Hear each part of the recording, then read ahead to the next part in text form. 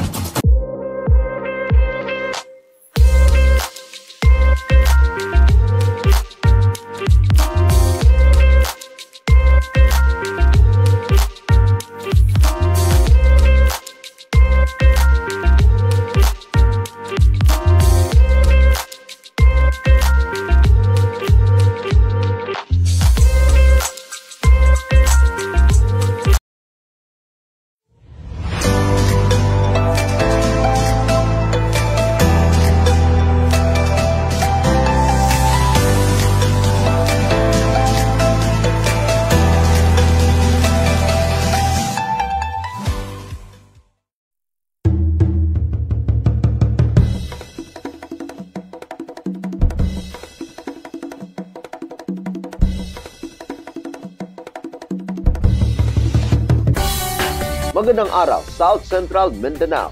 Narito na ang mga pangunahing balita sa Soxurgen Headliners ngayong Oktubre 2, taon 2024. DOST Kick-Off 2024 Handa Pilipinas Mindanao League isinagawa sa lungsod ng General Santos. Narito ang ulat. Opisyal na inilunsad ng Department of Science and Technology o DOST Region 12 ang 2024 Handa Pilipinas Mindanao League ngayong araw sa KCC Convention Center sa ilalim ng temang Innovate, Empower, and Collaborate, Building Disaster Resilient Mindanao. Ang inisyatiba na ito ay bahagi ng pagsisikap ng DOST na pahusayin ang disaster resilience sa buong rehiyon at bansa. Ang kaganapan ay nagbukas sa pamamagitan ng isang ribbon-cutting ceremony na nagmarka ng pagsisimula ng Handa Pilipinas Exposition and Exhibit. Binigyang diin ni General Santos City Mayor Lordy Geronimo Pacquiao sa kanyang welcome address ang focus ng lungsod sa disaster preparedness. Si DOST Undersecretary Dr. Renato U. Solidum Jr. ang nagbigay ng pangunahing pahayag na nagbibigay diin sa agarang pangangailangan para sa klima at katatagan ng kalamidad sa Mindanao. Binigyang diin niya ang kahalagahan ng pag-unawa sa mga panganib, pamumuhunan sa agham at teknolohiya, at muling pagtukoy sa katatagan ng Pilipino. Ang isang mahalagang sandali ng kaganapan ay ang paglagda ng isang partnership agreement sa pagitan ng Office of the Presidential Advisor on Peace, Reconciliation and Unity o OPA-PRO at DOST. Ang kasunduang ito ay naglalayong suportahan ng mga dating mandirigma at kanilang mga pamilya sa 6 na kinikilalang kampo ng MILF sa Mindanao sa pamamagitan ng mga programang pangkabuhayan, edukasyon at pagbabawas ng panganib sa kalamidad.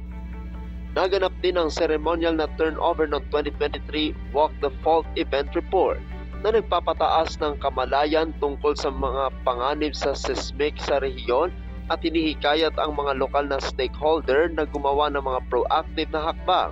Ang mga kalahok ay ipinakilala sa mga advanced na teknolohiya sa pagbabawas ng panganib sa sakuna, kabilang ang GRIS-PH at ang mga kaugnay na platform nito na idinisenyo upang tumulong sa pagtatasa at paghahanda sa panganib.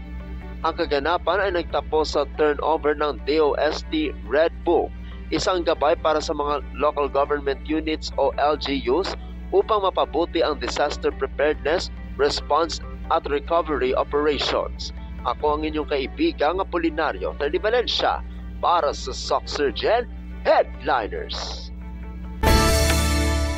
Dating Lake Cebu Councilor Ken Fungan at mga kasama naghain na ng kanilang kandidatura para sa halalan sa susunod na taon. Narito ang ulat. Opisyal na naghain ng kaniyang Certificate of Candidacy o COC sa pagkaalkalde sa bayan ng Lake Cebu si dating Councilor Antonio Kenfungan Jr. ngayong araw ng Miyerkules, ikadalawa ng Oktubre taong kasalukuyan para sa nalalapit na 2025 midterm election.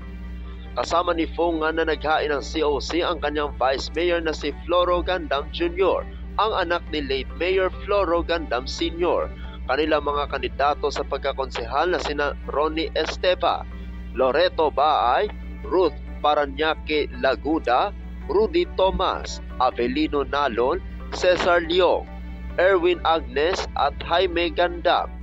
Sila ay nasa ilalim ng Partido Federal ng Pilipinas o PFP na siyang pinamumunuan ni South Cotabato Governor Reynaldo S. Tamayo Jr. Dumalo sa nasabing COC filing si Sorala Vice Mayor Antonio Bendita na siyang kandidato ng PFP para sa pagkakongresista sa 3rd District ng lalawigan ng South Cotabato. Ako ang inyong kaibigang Apolinario Valencia para sa Soxurgen Headliners.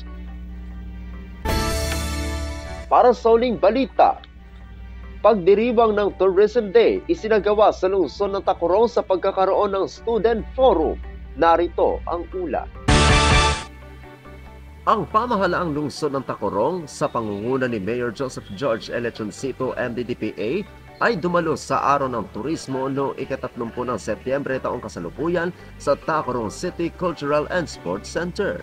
Ang kaganapan na inorganisa ng City Tourism Office ay binigyang diin ang papel ng turismo sa pagtataguyod ng kapayapaan, pagpapanatili ng kultura at pagmamaneho ng paglago ng ekonomiya.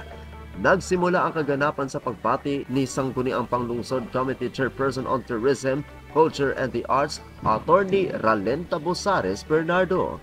Sa kanyang mensahe ng suporta, binigyan diin ni City Mayor Lechoncito na ang turismo ay lumilikha ng mga pagkakataon para sa lokal na pag-unlad habang isinusulong ang mapayapang kooperasyon. Sinabi ni Assistant Regional Director ng Department of Tourism o DOT-12, Engineer Armin H. Hautia. Tinalakay ang papel ng turismo sa pagtataguyod ng pagtutulungan ng ekonomiya, habang ang Executive Council Secretary ng NCCA National Committee on Visual Arts na si Ginoong Alnizar Ali ay nagsalita tungkol sa pangangalaga ng kultura at likas na pamana bilang isang paraan upang mabawasan ang salungatan. Itinampok sa kaganapan ng isang mixology demonstration ni Ginoong Edward Luz ng Equilibrium Intertrade Corporation, isang intermission performance sa mga estudyante ng Sultan Kudarat State University at ang kakaiba at nakakaengganyo na Art in a Cup na Tacurong Latte Art Throwdown 2.0, kung saan ang mga lokal na barista ay nagpaligsahan upang lumika ng makakamanghang sining ng latte. Ang Senior Tourism Operations Officer na si Ms. Emily P. Hamurabon sa kanyang pangwakas na pananalita ay nagbahagi ng pag-asa na ang kaganapang ito ay magbibigay inspirasyon ng higit pang makabago at magkatuwang na gawain tungo sa higit pang pagpapaunlad ng industriya ng turismo sa lungsod. Nagtapos ang pagdiriwang sa pagkilala sa mga establishmento at kalahok na kinikilala ng DOT. Ako ang inyong kaibigang Apolinario Valencia para sa Soxurgen Headliners.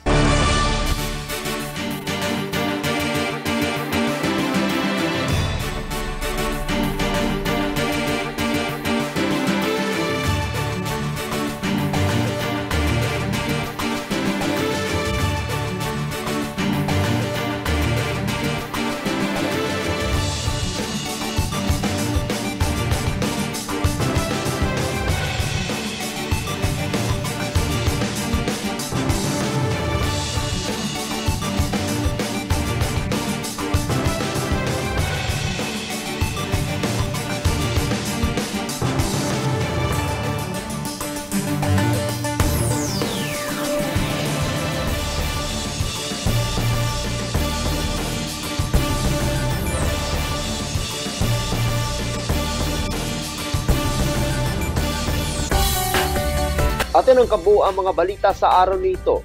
Mga balitang kailangan ninyong malaman. Balitang walang kinakampihan. Balitang totoo. Balitang may dalang aral at inspirasyon. Ito ang Soxurgen Headliners. Hanggang bukas, maraming salamat at magandang araw, kaibigan.